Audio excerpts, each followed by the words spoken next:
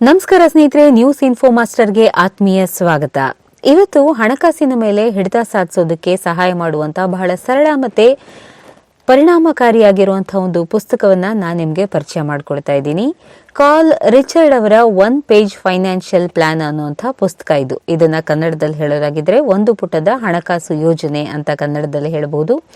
ನಿಮ್ಮ ಒಂದು ಆರ್ಥಿಕ ಸ್ಥಿರತೆಯನ್ನ ಬಹಳ ಸುಲಭವಾಗಿ, ಸರಳವಾಗಿ, ಸ್ಪಷ್ಟವಾಗಿ ಸಾಧಿಸೋದಕ್ಕೆ ಮತ್ತೆ ಕಾರ್ಯಸಾಧ್ಯವಾದ ಅಂದ್ರೆ ನೀವು ಅನ್ಕೊಂಡಿರೋದನ್ನ ಸಾಧಿಸೋದಕ್ಕೆ ಸುಲಭ ಮಾಡುವಂತಹ ಒಂದು ಸರಳವಾದ ಮಾರ್ಗದರ್ಶಿ ಪುಸ್ತಕ ಅಂತ ಹೇಳ್ಬೋದು. ರಿಚರ್ಡ್ ಕಾರ್ಲ್ ಅವರ ಪ್ರಕಾರ ಸಾಂಪ್ರದಾಯಿಕ ಹಣಕಾಸು ಯೋಜನೆ ಏನಿದೆಯಲ್ವಾ, ಅಂದ್ರೆ ಈ ಹಿಂದೆ ಏನು ಒಂದು ಫೈನಾನ್ಷಿಯಲ್ ಪ್ಲಾನ್ ಇತ್ತಲ್ಲ, ಅದರ ಪ್ರಕಾರ ನೀವು ನಿಮ್ಮ ಫೈನಾನ್ಷಿಯಲ್ ಪ್ಲಾನ್ನ ಮಾಡ್ತಾ ಹೋದ್ರೆ ಅದು ಅಷ್ಟು ಪರಿಣಾಮಕಾರಿ ಆಗೋದಿಲ್ಲ ಅಂತ ಹೇಳಿ ಹೇಳ್ತಾರೆ. ಅದು ಬಹಳ ಸಂಕೀರ್ಣವಾಗಿರುವಂಥದ್ದು, ತುಂಬಾ ಕಾಂಪ್ಲಿಕೇಶನ್ ಇರುತ್ತೆ ಆ ಒಂದು ವಿಧಾನದಲ್ಲಿ ಅಂತ ಹೇಳಿ ಹೇಳ್ತಾರೆ. ಮತ್ತೆ ಅದನ್ನ ಲಾಂಗ್ ಟರ್ಮ್ಗೆ ನೀವು ಮಾಡ್ತಾ ಹೋದ್ರೆ ಅದರಲ್ಲಿ ಹೆಚ್ಚು ನಿರಾಸಕ್ತಿ ಮೂಡಿ ನೀವು ನಿಮ್ಮ ಫೈನಾನ್ಷಿಯಲ್ ಪ್ಲಾನ್ಗಳನ್ನ ಅರ್ಧಕ್ಕೆ ನಿಲ್ಲಿಸಲೂಬಹುದು ಅನ್ನುವಂಥ ಒಂದು ಎಚ್ಚರಿಕೆಯನ್ನ ಕೊಡ್ತಾ ಇದ್ದಾರೆ. ತಮ್ಮ 1 ಪೇಜ್ ಫೈನಾನ್ಷಿಯಲ್ ಪ್ಲಾನ್ ಅನ್ನುವಂತಹ ಪುಸ್ತಕದ ಮೂಲಕ ರಿಚರ್ಡ್ ಅವರು ಬಹಳ ಸರಳವಾದ ವಿಧಾನವನ್ನ ಪ್ರಸ್ತಾಪ ಮಾಡ್ತಾ ಇದ್ದಾರೆ.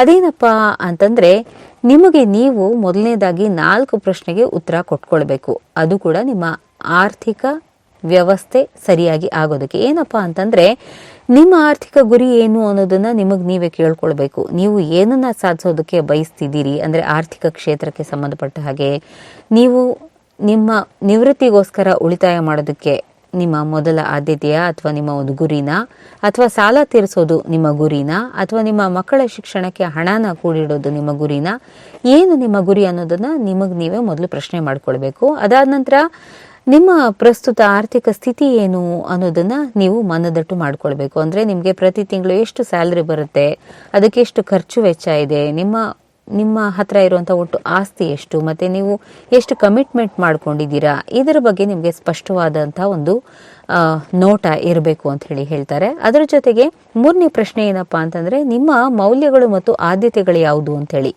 ನಿಮಗೆ ಹಣಕಾಸಿನ ವಿಚಾರದಲ್ಲಿ ಭದ್ರತೆ ಬೇಕು ಅಂತ ಹೇಳ್ತೀರಾ, ಅಥವಾ ಹಣಕಾಸಿನ ಸ್ವಾತಂತ್ರ್ಯ ಬೇಕಾ, ಅಥವಾ ನಿಮ್ಮಿಷ್ಟದ ಜೀವನ ಶೈಲಿ ಯಾವುದು, ಸರಳನ ಅಥವಾ ಒಂದು ರೀತಿ ಪಾಶ್ ಆಗಿರುವಂತಹ ಜೀವನ ಶೈಲಿ ನಿಮ್ಗೆ ಬೇಕು ಅಂತ ಹೇಳ್ತೀರಾ, ಏನು ನಿಮ್ಮ ಆದ್ಯತೆಗಳು ಅನ್ನೋದನ್ನ ನಿಮಗ್ ನೀವೇ ಮೊದಲು ಮನನ ಮಾಡ್ಕೊಳ್ಬೇಕು, ಮಂದಟ್ ಮಾಡ್ಕೊಳ್ಬೇಕು. 4ನೇ ಪ್ರಶ್ನೆ ಏನು, ನಿಮಗ್ ನೀವೇ ಕೇಳ್ಕೋಬೇಕಾಗಿರುವಂಥದ್ದು ಅಂತಂದ್ರೆ, ನಿಮ್ಮ ಗುರಿಯನ್ನ ಸಾಧಿಸೋದಕ್ಕೆ ನೀವು ಯಾವ ಕ್ರಮಗಳನ್ನ ತೆಗೆದುಕೊಳ್ಳೋದಕ್ಕೆ ರೆಡಿ ಇದ್ದೀರಾ ಅಂತ ಹೇಳಿ. ಅಂದ್ರೆ ಸಣ್ಣ ಸಣ್ಣ ಹಂತಗಳಾಗಿ ಅದನ್ನ ನಿರ್ವಹಿಸಿ ನಿಮ್ಮ ಗುರಿಯನ್ನ ನೀವು ಅಚೀವ್ ಮಾಡೋದಕ್ಕೆ ರೆಡಿ ಇದ್ದೀರಾ ಅನ್ನುವಂತಹ ಒಂದು ಪ್ರಶ್ನೆನ ನಿಮಗ್ ನೀವೇ ಮಾಡ್ಕೊಳ್ಬೇಕು.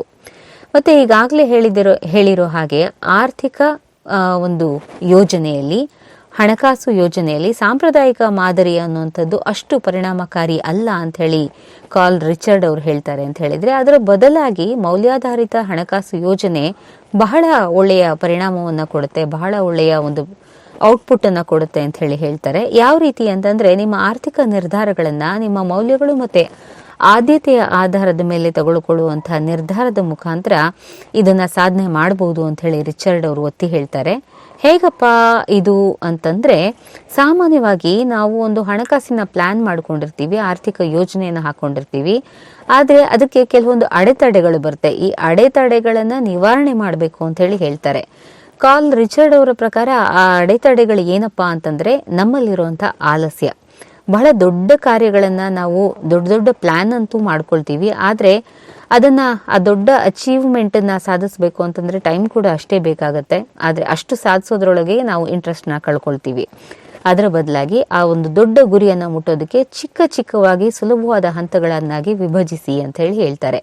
ಮತ್ತೆ ಭಯ ಮತ್ತೆ ಆತಂಕ, ಸಾಕಷ್ಟು ಜನರಿಗೆ ಕಾರ್ಲ್ ರಿಚರ್ಡ್ ಅವರು ಹೇಳಿರೋ ಪ್ರಕಾರ ತಮ್ಮ ಆರ್ಥಿಕ ಒಂದು ಸಾಮರ್ಥ್ಯದ ಬಗ್ಗೆ ಸ್ಪಷ್ಟವಾದಂತಹ ಗುರಿ ಇರೋದಿಲ್ಲ, ಅಥವಾ ಸ್ಪಷ್ಟವಾಗಿರುವಂತಹ ಒಂದು ಕ್ಲಾರಿಟಿ ಇರೋದಿಲ್ಲ, ಕಾನ್ಫಿಡೆನ್ಸ್ ಇರೋದಿಲ್ಲ.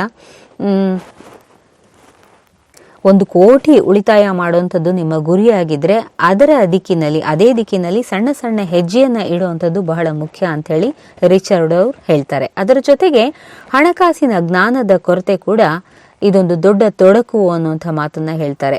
ಯಾಕೆ ಅಂತಂದ್ರೆ ಸುಮಾರು ಜನರಿಗೆ ತಮ್ಮಲ್ಲಿರುವಂತಹ ಒಂದು ಆರ್ಥಿಕ ಆದಾಯ ಏನಿದೆಯಲ್ವಾ, ಆ ಒಂದು ಆದಾಯವನ್ನ ಯಾವ ರೀತಿ ತೊಡಗಿಸ್ಕೊಳ್ಬೇಕು, ಯಾವ ರೀತಿ ಅದನ್ನ ಮತ್ತೆ ಇನ್ವೆಸ್ಟ್ ಮಾಡಬೇಕು ಅನ್ನುವಂಥ ವಿಚಾರವೇ ಗೊತ್ತಿರೋದಿಲ್ಲ. ಹಾಗಾಗಿ ನಿಮಗೆ ಬಹಳ ವಿಶ್ವಾಸಾರ್ಹ ವ್ಯಕ್ತಿಗಳಿಂದ, ವಿಶ್ವಾಸಾರ್ಹ ವೃತ್ತಿಪರರು ಯಾರಿರ್ತಾರೆ ಅಂದ್ರೆ ಎಕ್ಸ್ಪರ್ಟ್ಸ್ ಯಾರಿರ್ತಾರೆ, ಫೈನಾನ್ಷಿಯಲ್ ಎಕ್ಸ್ಪರ್ಟ್ಸ್, ಅವರಿಂದ ಸಲಹೆಯನ್ನು ತಗೊಳ್ಳೋದು ಬಹಳ ಮುಖ್ಯ ಅಂತ ಹೇಳಿ ಹೇಳ್ತಾರೆ.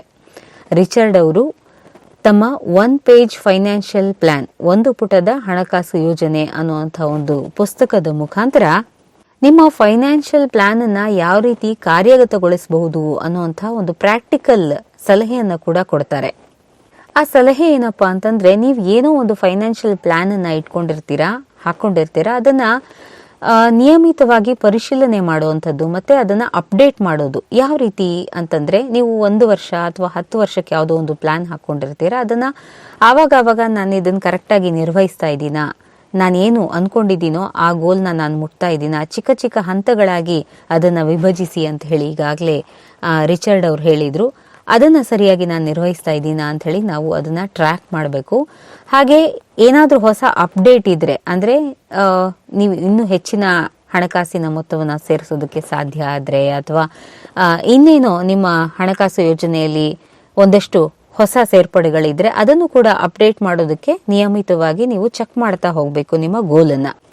ನಿಮ್ಮ ಹಣಕಾಸು ವ್ಯವಹಾರಗಳು ಸುಗಮವಾಗಿ ಸುಸ್ಥಿರವಾಗಿ ಸಾಗಬೇಕು ಅಂತಂದ್ರೆ ಅದಕ್ಕೆ ಬೆಸ್ಟ್ ಪ್ಲಾನ್ ಏನಪ್ಪಾ ಅಂತಂದ್ರೆ, ನಿಮ್ಮ ಅಕೌಂಟ್ ಇಂದ ಆಟೋ ಡೆಬಿಟ್ ಆಗುವಂತಹ ಒಂದು ಆಪ್ಷನ್ ಅನ್ನ ಸದಾ ಆನ್ ಮಾಡಿ ಇಟ್ಕೊಳ್ಳೋಂಥದ್ದು. ಯಾಕೆ ಅಂತಂದ್ರೆ, ನಾವು ಆಟೋ ಡೆಬಿಟ್ ಮಾಡದೆ ಹೋದ್ರೆ ನಾವೇ ನೆನ್ಪು ಮಾಡಿಕೊಂಡು ಯಾವುದೋ ಒಂದು ಯೋಜನೆಗೋ ಯಾವುದೋ ಒಂದು ಉಳಿತಾಯ ಖಾತೆಗೋ ಹಣನ ವರ್ಗಾವಣೆ ಮಾಡ್ತೀವಿ ಅಂತಂದ್ರೆ ಕೆಲವೊಮ್ಮೆ ಮಾಡದೆ ಹೋಗ್ಬೋದು, ಮರ್ತು ಹೋಗ್ಬೋದು, ಅಥವಾ ಇನ್ನೇನೋ ಫೈನಾನ್ಷಿಯಲ್ ಕಮಿಟ್ಮೆಂಟ್ ಬಂದು ಅದನ್ನ ಸ್ಕಿಪ್ ಮಾಡ್ಬೋದು. ಆದ್ರೆ ಆಟೋ ಡೆಬಿಟ್ ಅಂತ ಇದ್ರೆ ಅದು ಕಡ್ಡಾಯವಾಗಿ ಅದೇ ತಿಂಗಳು ಅಂದ್ರೆ ಅದೇ ಡೇಟಿಗೆ ಪ್ರತಿ ತಿಂಗಳು ಕೂಡ ಅಷ್ಟು ಮೊತ್ತವನ್ನ ನಿಮ್ಮ ಖಾತೆಗೆ, ಉಳಿತಾಯ ಖಾತೆಗೆ ಜಮಾ ಮಾಡುತ್ತೆ. ಈ ಮೂಲಕ ನೀವು ಯಾವುದೇ ಕಾರಣಕ್ಕೂ ನಿಮ್ಮ ಆರ್ಥಿಕ ಪ್ಲಾನ್ ನಲ್ಲಿ ಏರುಪೇರು ಆಗೋದಕ್ಕೆ ಅವಕಾಶ ಕೊಡದೇ ಇರೋ ಹಾಗೆ ನೋಡ್ಕೋಬಹುದು. ಕಾರ್ಲ್ ರಿಚರ್ಡ್ ಅವರು ಹೇಳುವಂತಹ ಮತ್ತೊಂದು ಮಾತು ಏನಪ್ಪಾ ಅಂತಂದ್ರೆ, ನಿಮ್ಗೆ ಬಹಳ ಕ್ಲೋಸ್ ಆಗಿರುವಂತಹ ನಿಮ್ಮ ಫ್ರೆಂಡ್ ಅಥವಾ ನಿಮ್ಮ ಸಂಗಾತಿ, ನಿಮ್ಮ ಗಂಡ ಅಥವಾ ಹೆಂಡತಿಯ ಜೊತೆಗೆ ನಿಮ್ಮ ಫೈನಾನ್ಷಿಯಲ್ ಪ್ಲಾನ್ ಅನ್ನ ಶೇರ್ ಮಾಡ್ಕೊಳ್ತಾ ಹೋಗಿ ಅವರ ಜೊತೆ ಡಿಸ್ಕಸ್ ಮಾಡೋದ್ರಿಂದ ಅವರು ನಿಮಗೆ ಇನ್ನಷ್ಟು ಒಳ್ಳೊಳ್ಳೆ ಪ್ಲಾನ್ಗಳ ಬಗ್ಗೆ ಅಥವಾ ಪ್ರೋತ್ಸಾಹ ಕೊಡಬಹುದು. ಇದರಿಂದ ನಿಮಗೆ ಉತ್ಸಾಹ ಹೆಚ್ಚಾಗಿ ನಿಮ್ಮ ಆರ್ಥಿಕ ಒಂದು ಯೋಜನೆ ಏನಿದೆಯಲ್ವಾ, ಇದು ಸುಗಮವಾಗಿ ಸಾಗೋದಕ್ಕೆ ಅವಕಾಶ ಆಗತ್ತೆ ಅನ್ನುವಂಥ ಮಾತನ್ನ ಅವ್ರು ಹೇಳ್ತಾರೆ. ಒಟ್ಟಾರೆಯಾಗಿ ಕಾರ್ಲ್ ರಿಚರ್ಡ್ ಅವರು ತಮ್ಮ 1 ಪೇಜ್ ಫೈನಾನ್ಷಿಯಲ್ ಪ್ಲಾನ್ ಅನ್ನುವಂಥ ಪುಸ್ತಕದ ಮೂಲಕ ನಿಮ್ಮ ಮೌಲ್ಯಗಳು, ಆದ್ಯತೆ ಮತ್ತೆ ಗುರಿಯ ಮೇಲೆ ನೀವು ಸದಾ ಗಮನವನ್ನ ಇಡಬೇಕು, ಕಾನ್ಸಂಟ್ರೇಟ್ ಮಾಡಬೇಕು. ಹೀಗೆ ಮಾಡೋದ್ರಿಂದ ನೀವು ನಿಮ್ಮ ಹಣಕಾಸಿನ ಸ್ಥಿರತೆ ಮತ್ತೆ ಯಶಸ್ಸನ್ನ ಸಾಧಿಸೋದಕ್ಕೆ ಬಹಳ ಒಳ್ಳೆಯ ಒಂದು ಪ್ರಯತ್ನವನ್ನ ಪಡಬಹುದು ಅನ್ನುವಂಥ ಮಾತನ್ನ ಹೇಳ್ತಾ ಇದ್ದಾರೆ. ನೀವು ಕೂಡ ಶಿಸ್ತುಬದ್ಧವಾಗಿ ಒಂದು ಒಳ್ಳೆಯ ಆರ್ಥಿಕ ಯೋಜನೆಯನ್ನ ನಿಮ್ಮ ಜೀವನಕ್ಕೆ ರೂಪಿಸ್ಕೊಳ್ಬೇಕು ಅನ್ನುವಂಥ ಒಂದು ಯೋಚನೆ ಏನಾದ್ರೂ ನಿಮ್ಗಿದ್ರೆ ಈ ಕೂಡಲೇ ಕಾರ್ಲ್ ರಿಚರ್ಡ್ ಅವರ 1 ಪೇಜ್ ಫೈನಾನ್ಷಿಯಲ್ ಪ್ಲಾನ್ ಪುಸ್ತಕವನ್ನ ಇವತ್ತೇ ಖರೀದಿ ಮಾಡಿ ಹಾಗೆ ಅದನ್ನ ಓದಿ. ಅದಕ್ಕೂ ಮೊದಲು ಈಗಾಗಲೇ ನಾವು ಹೇಳಿರೋ ಹಾಗೆ ರಿಚರ್ಡ್ ಅವರು ಹೇಳಿರುವಂತಹ 4 ಪ್ರಶ್ನೆಗಳನ್ನ ಮೊದಲು ನಿಮಗ್ ನೀವೇ ಹೇಳ್ಕೊಳ್ಳಿ, ಅಂದ್ರೆ ಕೇಳ್ಕೊಂಡು ಅದಕ್ಕೆ ಉತ್ತರವನ್ನು ಕೂಡ ಬರ್ಕೊಳ್ಳಿ. ಅದಾದ ನಂತರ ನಿಮ್ಗೊಂದು ಸ್ಪಷ್ಟವಾದಂತಹ ಒಂದು ಚಿತ್ರಣ ಸಿಗುತ್ತೆ. ಅದಾದ ನಂತರ ಈ ಪುಸ್ತಕವನ್ನ ಖರೀದಿ ಮಾಡಿ ಓದಿ, ನಿಮ್ಗೆ ಇನ್ನಷ್ಟು ಉತ್ಸಾಹ, ಇನ್ನಷ್ಟು ಒಂದು ಕ್ಲಾರಿಟಿ ಸಿಗುತ್ತೆ.